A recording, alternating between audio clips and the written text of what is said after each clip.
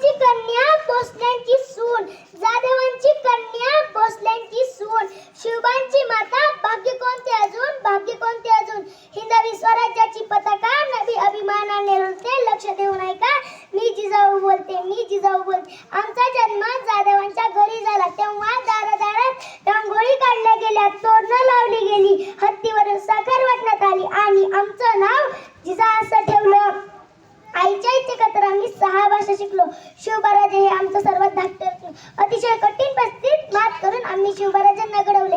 अंगणातील तुळस, गोठ्यातील गाय आणि घरातील माय यांच्याकडे जर कोणी वाकड्या नजरेने पाहत असेल तर त्याचा गय करू नका, अशी शिकवण देणाऱ्या राजमाता जिजाऊ यांची आज जयंती आहे.